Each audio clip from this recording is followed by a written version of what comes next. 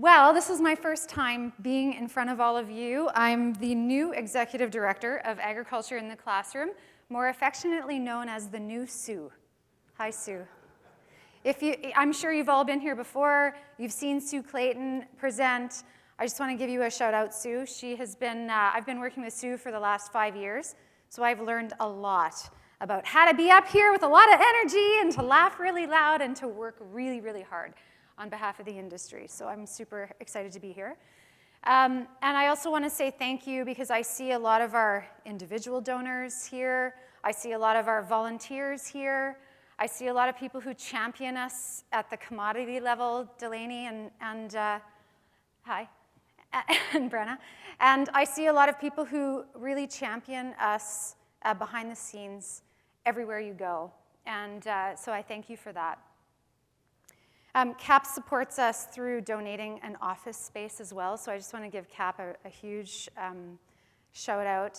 And I know that you've had some resolutions in the past that have supported ag and agriculture education initiatives, so I really want to thank you for that. So rest assured, I'm going to get into the update. I'm going to share a lot of really exciting things about the things that, the success we've had and the fun we have. And I want you, to leave feeling really good about what we do and what we're doing for you. And so I want to show you a few things like, if you can read these, we created over 130,000 student experiences with ag education in the 2020-2021 school year. These are 2021 numbers because we're still working on our 2022 numbers, as it's only January. So I'll have some more information by our AGM on April 12th that I invite you all to attend. But in 2021, we had, it was kind of a COVID year, and we had increases in everything we did. So every single year, we keep increasing how many students we reach, how many teachers we reach, how many schools we're in geographically where we are. And early highlights from 2022, we have almost 24,000 online users, which is a 40% increase from the year before. This means that teachers are accessing our information, and they're downloading things, they're visiting pages, they're reading things, they're trying to get informed and downloading resources for their students. We're also reaching 375,000 impressions, I think. I'm not a communications expert on social media. Our downloads, we have over 8,000 downloads, and we have a lot of resource orders over the last year. Last year, we returned to in-person programming, and we launched a new career exploration program in November. And we're also now, present in every school division in Manitoba for the first time. So that's exciting for us. Thank you. Thanks. So, I think just really briefly, like some of our programs that we ran in person last year, these are our early years programming. Canadian Agriculture Literacy Month, which we run every year in March. Who has volunteered for COM in the past? Put up your hand. Take a look around. Now you know who to bully to be a volunteer this year for COM. So Canadian Agriculture Literacy Month is your chance to go into a classroom. We match you with a teacher who really wants to have a visitor from the industry. And this is what a COM presentation looks like to grade 2, 3, and 4. What did you eat for breakfast this morning? Yeah, toast, milk, butter? Awesome. Did you know that that's grown here? Did you know that I work in that industry? Do you know that I'm a farmer? Do you know, hey, and I also have a dog. Look at these pictures. Yeah, you have a dog too? Awesome. How about I read a book to you?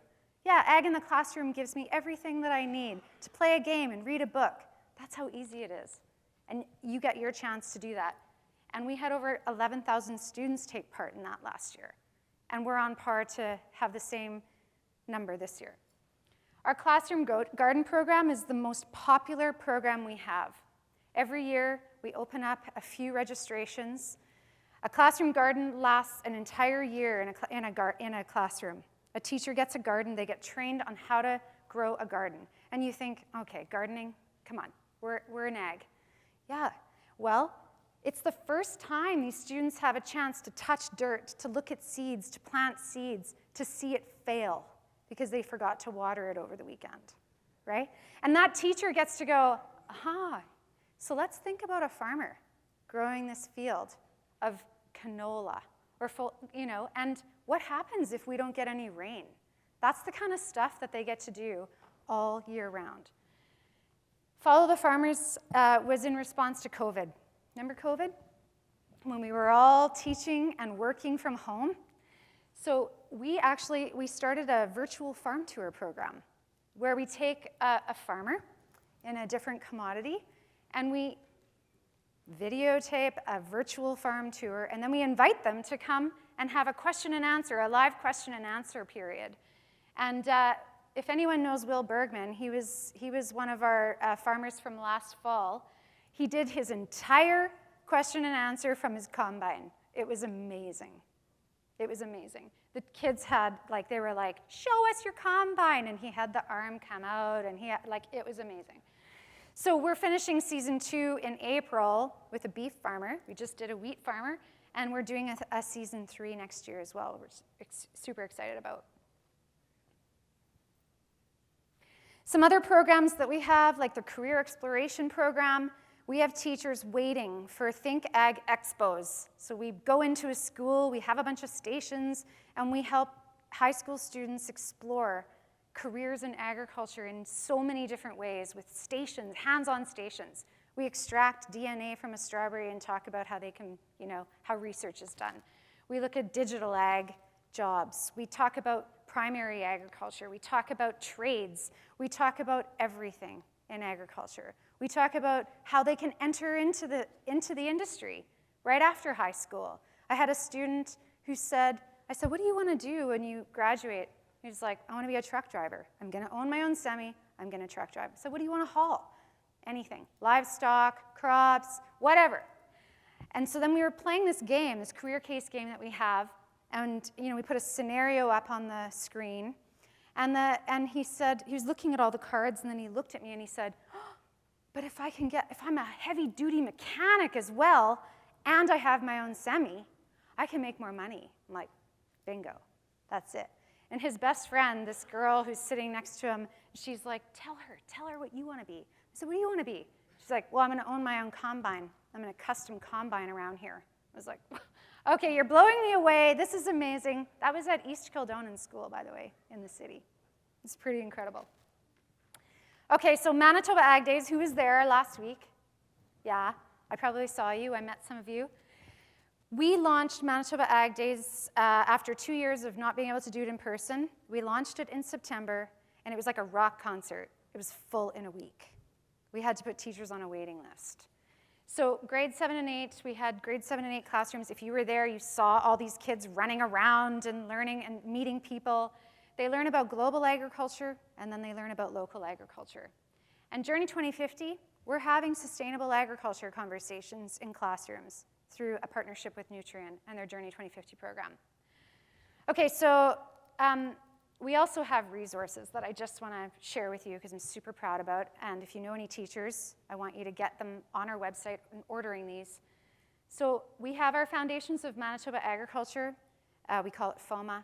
It's a virtual hub where we have all of our major commodities highlighted with accurate, balanced, and current information. We worked with all of our commodity partners.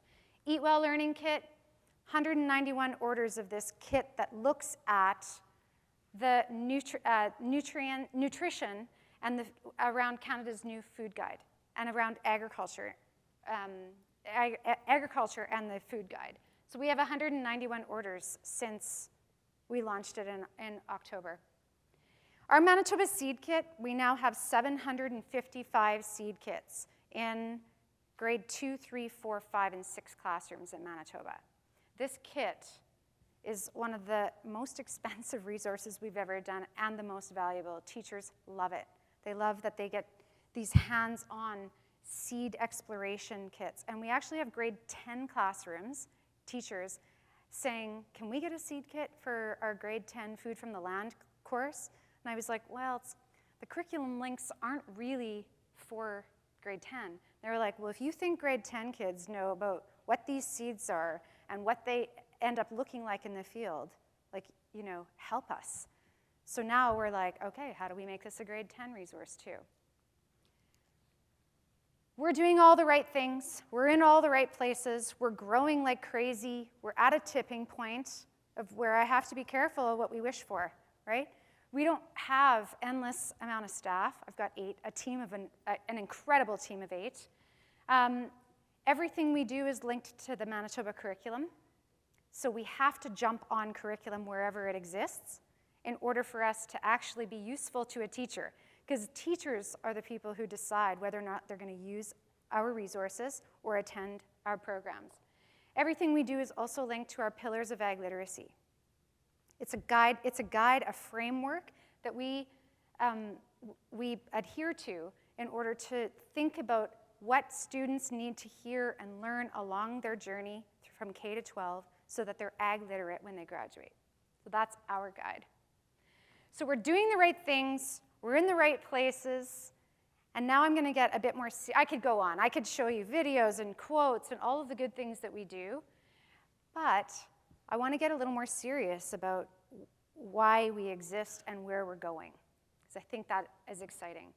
So, but before we do that, if I was speaking, when I speak to a crowd who doesn't know a lot about ag, I usually do a bit of a pop quiz. So I want you to all stand up. Yeah, now you're like a grade 7 class right now. Stand up, even those who don't want to. Okay, pop quiz. I'm going to give you, I usually do this about 10 questions, but I'm only going to do 2. I'm going to show you a true or false question, and I want you to sit down if you think the answer is true, okay? Manitoba is home to the largest pea processing plant in the world. Don't be peer pressured into sitting if you don't think, okay, take a look. So it is true. It is true. Where is it? What's it called? Thank you very much. In the world, we have it in Manitoba. So many people don't know about this. We think it's fantastic, and there's a great story to tell. And there are a new donor to Ag in the Classroom, so thank you, Roquette. Okay, stand up again, one more. All right, it's a harder one. 62% of the world's land is used for agriculture. Sit down if you think that's true. Oh, you're all lying right now. Yeah, you're all right. What is it? What's the percentage? 38. 38% of the world's land is used for agriculture. Okay, well, you're way too smart for me. But you get it, right? You get why I do this to a crowd that may not know a lot about this. It's like, oh yeah, surprise, surprise, there's a lot of hard, complex issues around agriculture. And guess what? There's a lot of K-12 students that don't know the answers to these, and we want them to know the answer to these. So those aren't the questions that I want to ask you to reflect on today, though. I want you to reflect on this question. How old are you going to be in 2030? You don't have to shut it out. I'm not going to get you to stand up. Okay, how old will you be in 2030? I know, mental math is always my problem. How old will you be in 2040? 20? The same number? Yeah, me too. Okay, 2040. How about 2050? We hear this number 2050 everywhere, right? 2050. How old will you be? Will you still be working 7 years from now? 17 years from now? Will you still be working? Who is going to be managing your farm? Who's going to be taking over for you in the industry with what you're doing? Will they know the issues like you do? Will they be as passionate about you? Will they know how to think critically about these issues? Who's going to be voting? Who's going to be making decisions on your behalf? Right? These are all questions that Ag in the Classroom, my team, every time I have a conversation with anyone, these are the questions that I'm asking. Who is going to be there, right?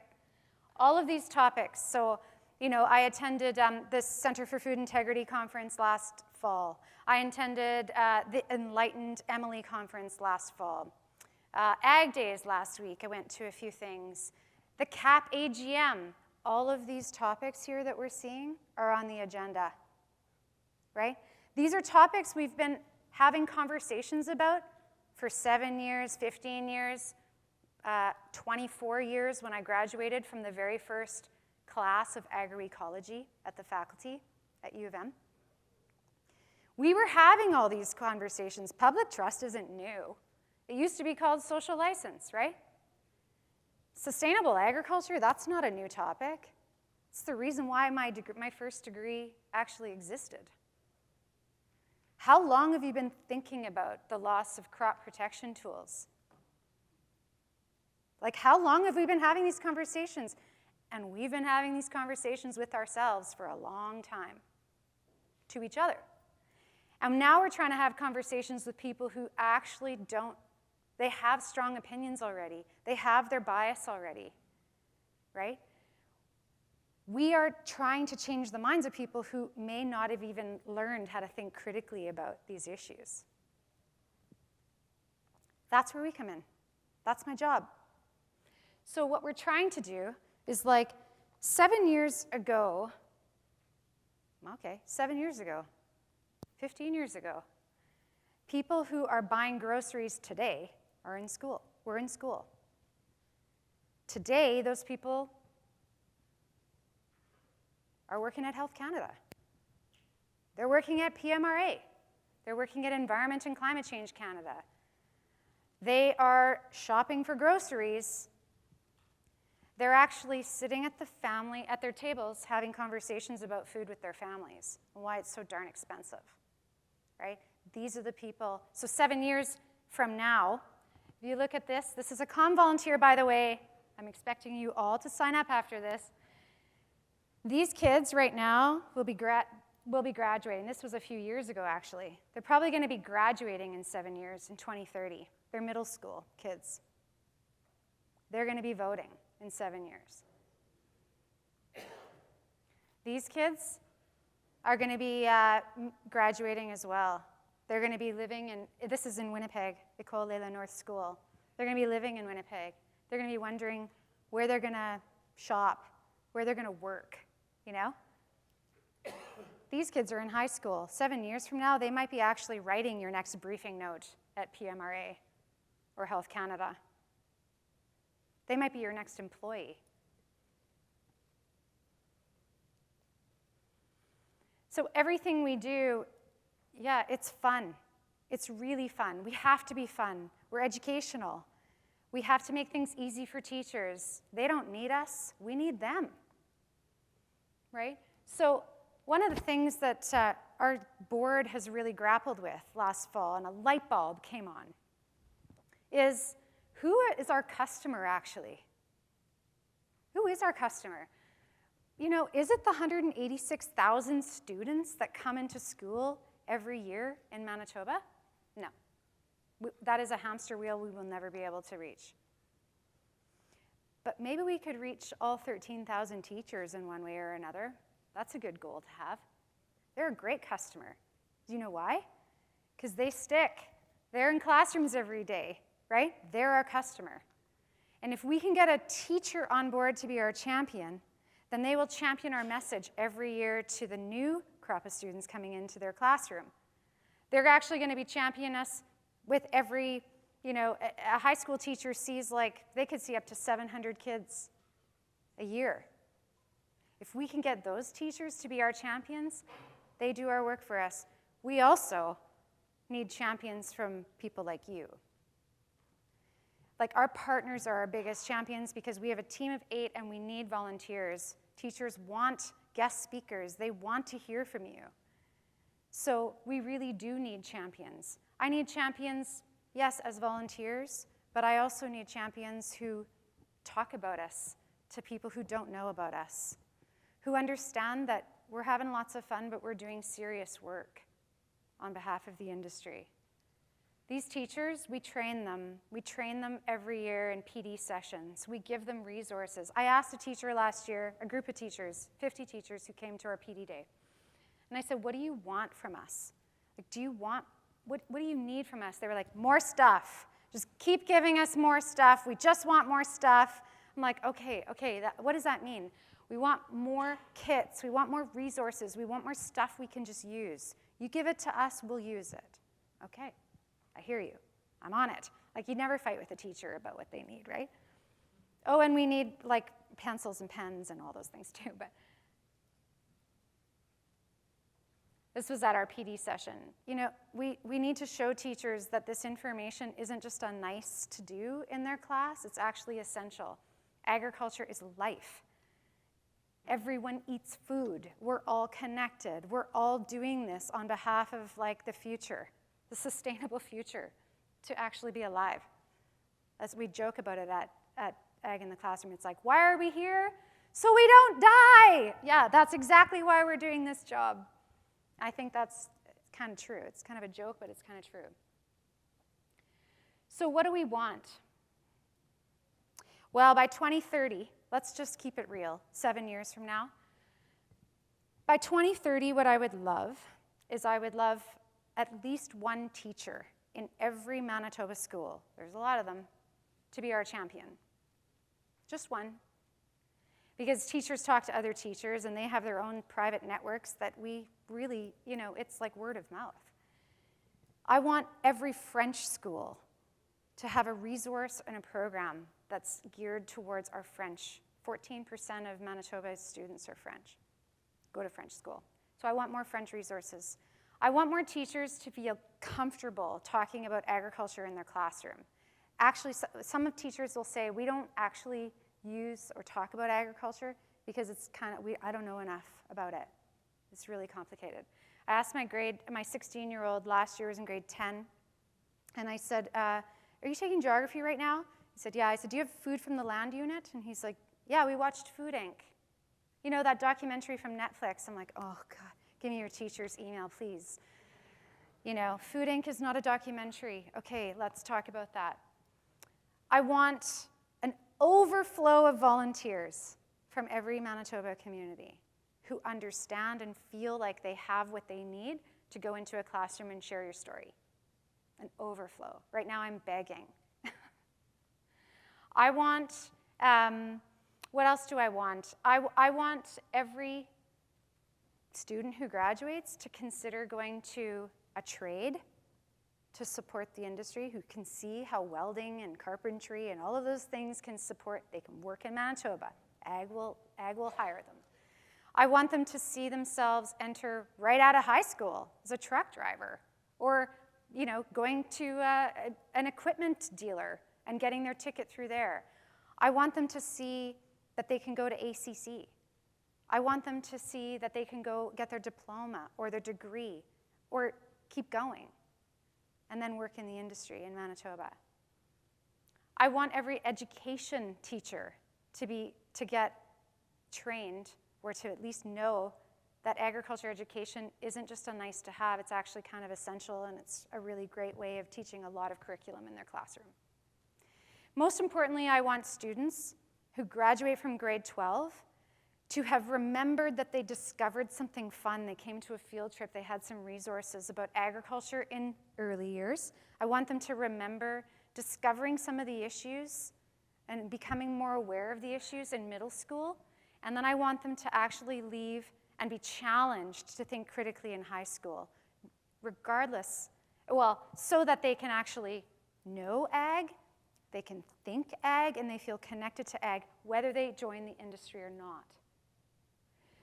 And of course, I want them to just keep making great decisions later on. So the important, you know, like, yes, we do fun. We do fun. We're good. We got that. But we really, really are doing serious work behind the scenes. We have serious plans that require serious time, serious investment from partners, from government, from you. And we have serious impact to make in the industry. I want to look at the impact. How do we measure impact? How do we know what we're doing is actually making a difference? That's something I take really seriously. So if anyone has any ideas, I'd love to talk to them about that. So you might be sitting here thinking like, okay, well, what do we do? What do I do? How can I help? Well, one way you can help is to champion us to people who may not know about us. If you know anyone who doesn't know about what we do, please champion us. Please include us on your conversations about public trust, about long-term strategies, like, 27-year strategies. We need to be thinking about who's talking to the kindergartners right now. They're the ones who are actually going to be doing this stuff. Manitoba's protein strategy. We need to constantly inject people into that strategy. Who's going to want to do that? We do. We want to do that. We know how to do that. I also just need you to volunteer. Point blank, we're short 100 volunteers. We have 100 people that we need to say yes to going into a grade 2, 3, and 4 classroom so that we don't say no to a teacher who wants us.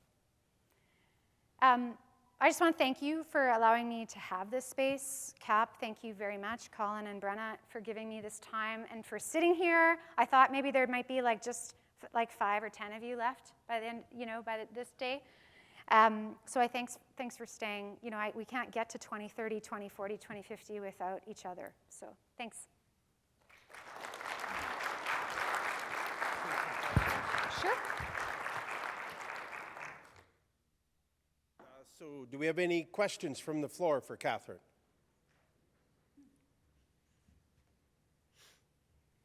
Reg Martinet, District 2. That was a really great and enthusiastic presentation. And when you're talking about students trying to help the agricultural industry, just remind some of them that are going into the healthcare business that there is hospitals in rural Manitoba. Mm-hmm. We don't need people out there boots on the farm. We need some we need some professional people out there too. Mm-hmm. Yeah, thank you. One of the things that we talk about when we talk to students is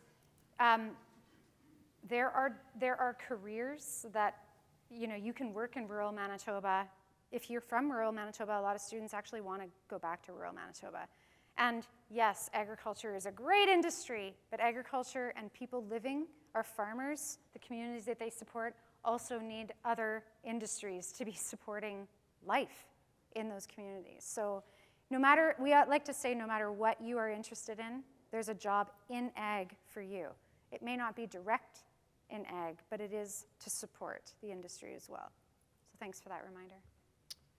So Catherine, I have a question with regards to championing for the cause, because I believe in it so much, in the youth and breaking things up. But who do we champion in government, and can you relay the inequities across the country in funding for this messaging and how we have that ability to provide? Is it the Department of Health? Is it the Department of Education, Department of Agriculture, and how do we get them together as a cohesive unit for messaging? I'm trying very hard. So, I'm a part of a network of agriculture in the classroom organizations across the country. We have Agriculture in the Classroom Canada. Each province is sort of built on their own. They do their own thing in their own ways. We're very much like Saskatchewan. So we have a lot of interest. We work together a lot. Saskatchewan right now gets a multi-year agreement from their government of about $300,000 a year for program delivery, just simple program delivery. We get $5,000 from the Department of Education. I'm not saying that the government of Manitoba, the Department of Agriculture doesn't give us money, but every single year I have to apply for something new, a new program, a new project. That's how we've been working with this so far. Sue and I have worked very hard on that. So we do get some investment, but we don't have multi-year agreements for program delivery dollars. And so some of the things, and what happens in Saskatchewan is 4-H also gets that as well. So 4-H, Ag in the Classroom Saskatchewan, and Food and Farm Care are kind of like this three-legged stool, this amplifier. In Manitoba right now, 4-H does get a multi-year contribution for program delivery and I'm not sure, you know, I don't know all the specifics. I love 4-H. I think 4-H in Manitoba, Shannon Carby and I are in talks. They're, you know, 4-H does a great job. They do a lot of building of our next ag leaders. On the other side of things, we're trying to actually get people to support those future ag leaders who know nothing about the industry. So, you know, some of the inequity is, it'd be great to have just the same in order for us to be able to do this together, right? To be able to actually do more together. So that's some of the, and in other provinces it's the same. It's like some people, you know, some provinces get $5 million from their government, but they're doing different things. And some get 0. So it's just, yeah, it's very different everywhere. Thanks for that.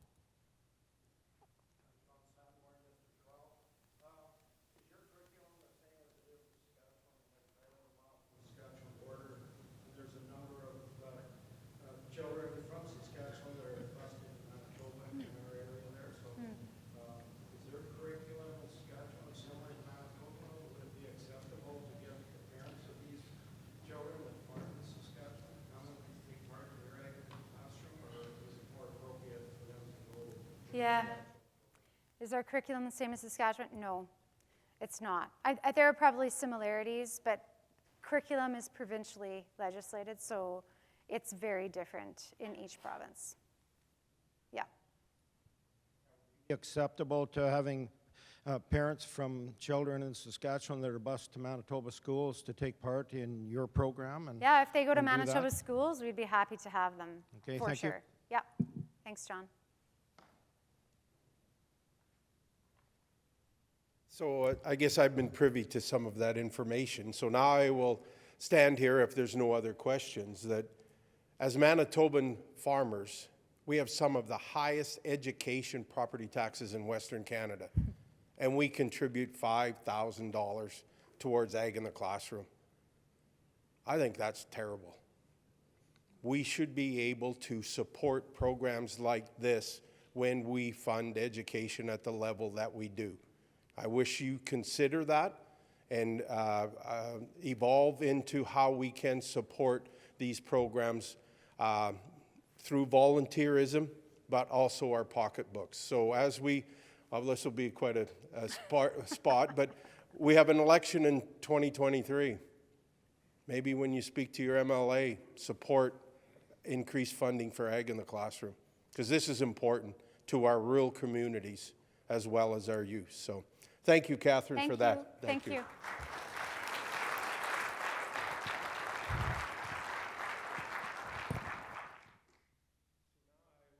That Jennifer Wright come up and speak on behalf of the Canadian Agricultural Human Resource Council.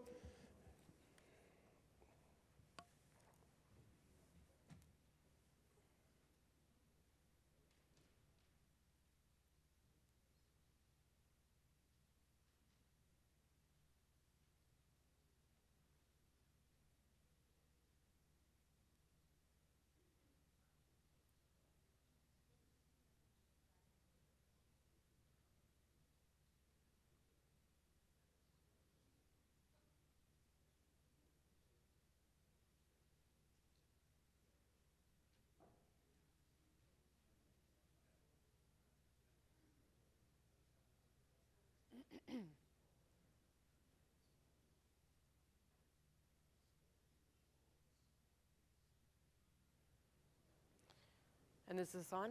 It's good? Great. Good morning, everyone. Thanks so much for having me. My name is Jennifer Wright. I'm the Executive Director with the Canadian Agriculture Human Resource Council.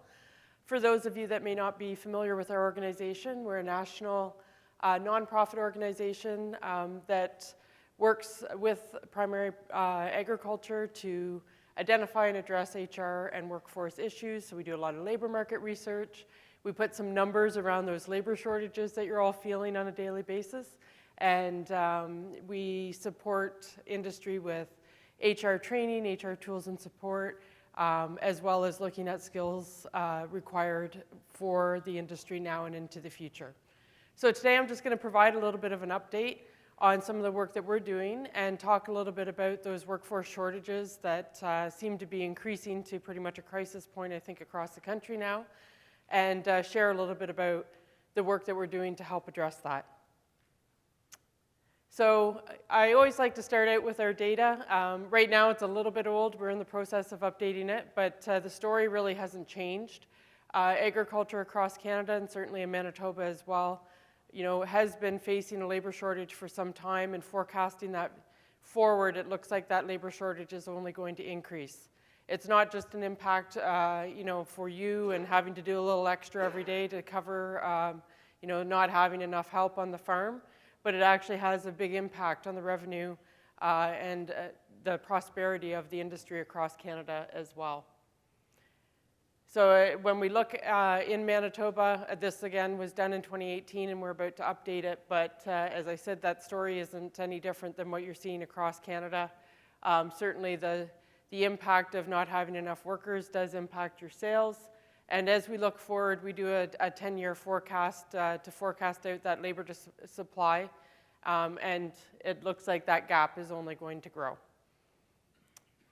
With some more updated data from the Census of Agriculture, we can see that the number of operators are starting to decrease, and we've heard different stories about what that could be. Certainly some of it is producers leaving the industry because it's just become too difficult to farm when there's not enough workers or a succession plan behind you.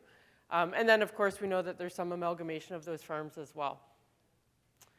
So this is, there's been a lot of work done. We all understand the issue. We all know that the labor shortage has been happening and it's not getting any better. There's been some great reports that have documented just what that means and some great recommendations made. And as we look in the news every day, we can see that agriculture certainly at this point is not alone with this labor shortage. Every industry now is also facing the labor shortage, and it only increases demand for workers, increases competition for our industry to attract people to come and work within agriculture. So where are the employees going to come from? What we've done at CAHRC is we've developed a national workforce strategic plan where we're really bringing all the different industry stakeholders together to help address this issue. We truly believe that through collaboration and through working together, we can really get a plan in place and some actions that will help us move forward so that we're not having the same conversation again in 10 years from now, where we know, the industry will be even more negatively impacted if we cannot solve some of the workforce issues. We're very pleased to be doing this work in partnership with CFA as well as Food and Beverage Canada.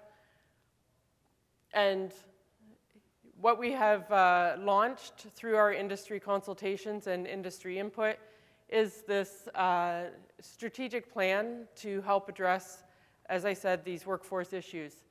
What we really have tried to do with this is take a look at the issue as you would within your own organization and put a full strategic plan around how to address it. I'll walk through that a little bit more in detail. But what we want to really stress is it's very clear that this is not about, a better recruitment campaign to attract more people to work in the industry. Those things are great and they are a part of the process, absolutely. But it is also looking at some other things like systemic barriers to people moving and wanting to live in rural Canada, for example, to connecting them in with the jobs that are within the industry and getting a better understanding of what our amazing industry is all about. It's looking at infrastructure within rural communities. In the presentation before us, there's a bit of conversation around healthcare workers needed in rural areas, making sure that infrastructure is in place, affordable housing, transportation, daycare, things like that, so that you can attract a workforce to live in your area as well.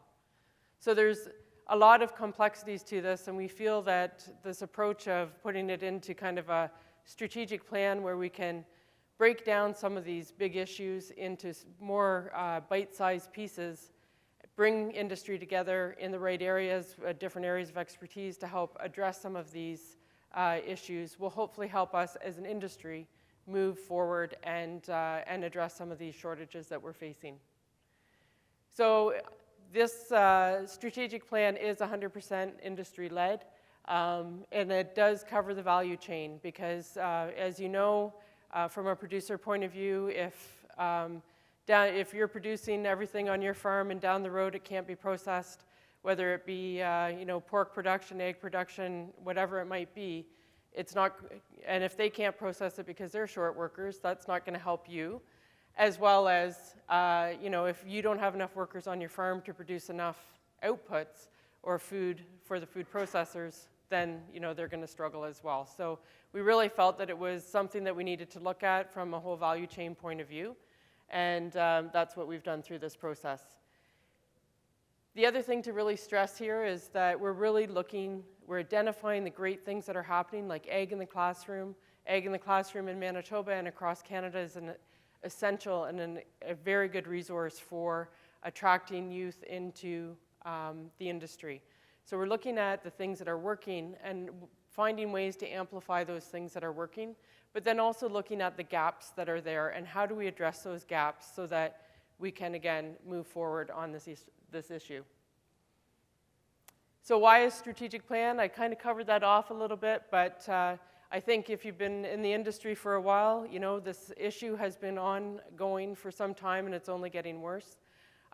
There's a lot of great work happening out there, but if we, again, can kind of connect in with each other and collaborate to address the issue together, we'll move it forward a lot faster than trying to do it as individual organizations or even individual employers across the country. So we're looking at this as a way to really help address the issue, ensure that we're not, that we're growing and not having growth inhibited by the labor shortage, that we're seeing our revenues grow as well, and that we're not missing out on those investment opportunities or expansion opportunities, or even just the opportunity to ensure you're able to continue to stay in business on a daily basis.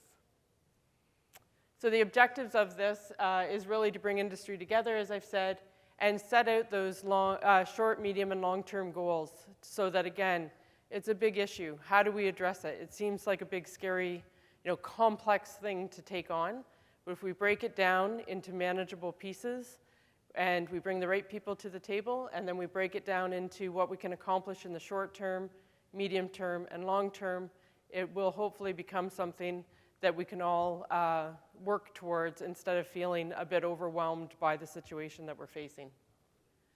So it is an actionable roadmap. Everything that we're doing is really based on action. It's not a report with recommendations. It is, this is what we're going to do and when we're going to do it and who's going to do it, with some measurable indicators in there as well. And certainly, when you look out at 2030, for those that are really facing the labor shortages today and wondering with the season coming up how you're going to have enough help on the farm, 2030 seems like a little too far out. You're really facing these issues as an urgent matter at this point. But again, we're trying to break out those things that we can address things right away while building some sustainability into some of the solutions as well. And obviously, this is too small to read, and that's not the intent, but it's really to demonstrate that as you would build a strategic plan on your farm and in your business, we're approaching this in the same way from an industry point of view across the country. So setting out those goals and objectives and the KPIs to make sure that we're all continuing to collaborate and work together and that we're moving the needle forward as we move along through the years. So that vision of the work that we're doing is really to help address that severe labor and skills shortage. There's a number of different actions and activities happening through this, and I'll talk a little bit about that in a minute. So for us, that success looks like that we are able to move the needle to a point where our vacancy rate in our industry is lower than the Canadian average. Might sound like a bit of a lofty goal, but it's always something that you need to set a really a good goal for progress so that you're looking really to move forward. In all this work that we're doing, our industry partners are key. As I said, this is an industry-led initiative. It's full collaboration. It's open door to anyone that wants to participate.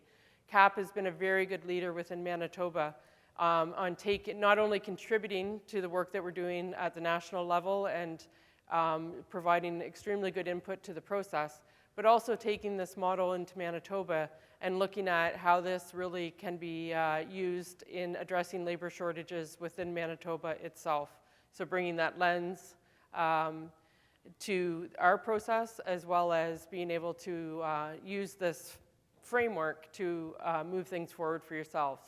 And it's industry partners like CAP that are really making this process move forward and be successful. So from a governance structure, again, this is just really to kind of provide that information around the industry collaboration. We do have steering committees and a number of working groups. We have over 60 industry collaborators at this point working through the working groups. And the working groups really do fit into the pillars that are set out in that strategic plan. So again, taking a look at things like automation and technology. We have a working group that's looking just at that. What does automation and technology mean? What are the barriers to adoption of technology on a farm or within a business that may have an impact on the number of workers that you may need, or the skills required for the workers today and tomorrow? Is there upskilling required within your employees to ensure that they're ready and able to work when you do adopt that technology or automation within your farm?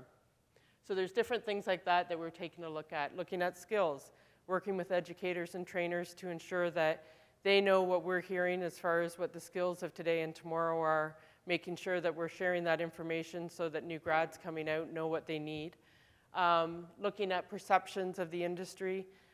We had a session yesterday around public trust. Certainly we do know that for those not working in agriculture, there may be some not understanding what the industry is all about and that type of thing. How do we address those issues and those misperceptions of the industry?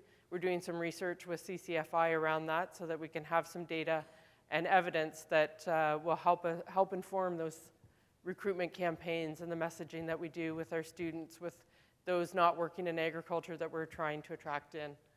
Same with workplace culture, making sure that as we attract new people to come work in the industry, that we have those good HR best practices in place, and that all the work that we do to attract people to work in the industry and to live in our rural communities, that it's going to work, because they're going to know that it's a great place for them to work and to thrive and to grow their careers. So many different points coming into this. Infrastructure, I talked a little bit about already as well. What are the infrastructure needs? What are the barriers that might be impacting the success of attracting and retaining that workforce in the areas, rural areas that we need? You've also probably heard a lot about AAFC's agriculture labor strategy that was in the minister's mandate letter, and you may have been asked to contribute to the consultation process that was open over the summer as well. We often get asked, what does your process mean to their process, and why are there two, and things like that. I'm really pleased to say that we were far ahead of the work by bringing industry together starting in 2021. The minister's office and the department have been very, very collaborative on the work that we're doing. They're extremely pleased that industry's already ahead of the game and coming together as an industry to look at how we can solve it and what needs to be done from an industry lens. And so that collaboration is there. We're working very closely. We're really working to not duplicate effort or to duplicate things, activities that come out. We're also part of the National Skills Table, which again is AAFC's working group almost on skills. So we have a skills working group. They have a skills working group. We're working together and make sure that we have membership on both to build on the ideas and make sure that there's not, parallel conversations and ideas and solutions coming, where we're really trying to build that communication between everybody so that, again, we can amplify the things that are working. We can let those lead that are already have some really great things going or are starting new solutions, and then see where we can work together from all stakeholders to help move where the gaps are. If you're interested in learning more about the contents and some of the conversations that are happening at the working groups, they've been really amazing conversations and very productive conversations. We've put out an interim report that kind of summarizes some of the things that are coming forward, and if you're interested, it's available on our website, but it does give you some idea of just how in-depth we're going, some of the things that we're looking at, and that it is a pretty holistic approach to the workforce issues that we're facing. We're also doing quite a bit of research to help support this. Again, everything, making sure that we're getting good evidence and good data to base decisions and to inform progress and change and innovation. So we are doing some research again around the skills required with automation technology and digitalization and what those gaps might look like. We're doing some research around compensation, around infrastructure. What else are we? Perceptions, that's a big one. I think we all have a pretty good idea of what those not working in agriculture might think of the industry, but we're doing some research to get some data to be able to ensure that whatever we put out going forward will help address those misconceptions and also give us a bit of a baseline so that we know that, again, we're measuring our progress as you would do in any strategic plan and having a way to measure the impact of what you're doing. So it really is that whole industry approach. It's all based on full collaboration and openness, and what it means to you on a daily basis. As I said, CAP has been fantastic at bringing this down to the producer level in Manitoba and talking about things that can happen in rural communities in Manitoba and skill development, how Ag in the Classroom, for example, can have more support and expand the impact they have 4-H and things like that. Working with the universities and colleges within Manitoba as well to ensure they're engaged in the conversation, but also are able to be part of the solution, because really we need all of us together, working together to help address the issues. I don't think any of us can do it alone. If we could have, we wouldn't be here right now, and you'd be happily working and expanding your operations if we all had enough workers. So just to give you a little bit more information about CAHRC as well, and some of the things that we do provide to help support primary producers and employment. We do have quite a bit of support around HR management, training, our Agri-HR toolkit, webinars, and e-learning. And as a CAP member, these things are free for you to access, and there'll be more of that coming. We also have Agri Talent Program, which is a wage subsidy program for primary producers or agriculture employers that hire post-secondary students in a co-op or internship, that type of thing. We've been working on this, providing these wage subsidies since July 2021. So far, over $1 million have been paid out directly to agriculture employers for hiring students. And as you will see, Manitoba has been a leader in connecting with the students on your farms and in your operations, and working with us through this program, which has really been fantastic. And I can say when we talk about this in other provinces, they're like, wait a minute, we need to get on this too. We need to catch up to Manitoba. So, it's really great to see the support that ag employers and producers are having in this province to connect students in with working on your farms and in your operations. That just is a little bit of the great things that the employers have said. It's a pretty easy program to use if you haven't used it already. Very easy to apply, and it's up to $7,000 in a wage subsidy for your student. We also have some new initiatives that are coming. There'll be announcements on these coming before too long. But just to let you know, there are some things coming around skill development, some work specifically in Manitoba with Assiniboine College as well on providing some support for training.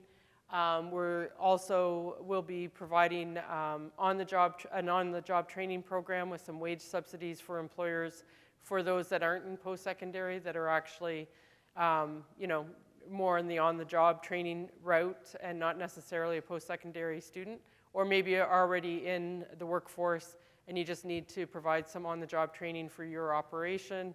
So that will be coming soon as well. More HR support, management, and training will be coming as well. We also will be relaunching our Quality Agriculture Workforce Management Program. That's something that we piloted in 2019 and it will focus on helping employers interested in bringing in foreign workers. We'll talk about the different streams that you can use and how to do that, what it's all entailed as far as labor market information, LMIAs, and that type of thing. So that will be revived and will be available quite soon as well. As I said, the data that I started out with is a little bit old, and certainly not only is it from 2018, but we've gone through a pandemic and all sorts of things. So we're really looking forward to getting that new data out there as well. We know it helps when we're talking policy. It helps give some good, evidence to where we need more investment and things like that as well. So that will be underway. It's getting started now. It should be available by the summer. And then we're also building on that and taking a look at the skills required and kind of putting some numbers to those skills as well. So where in the past we may have talked more about competencies in an occupation, we're going to be looking at the skills generally required across the board so that we can see where you can move people around, or if they have a good base of skills that they could adapt into new roles more easily as well. So that's it from me. If anyone has any questions, I'd be more than happy to answer any questions or provide more details on any of the information.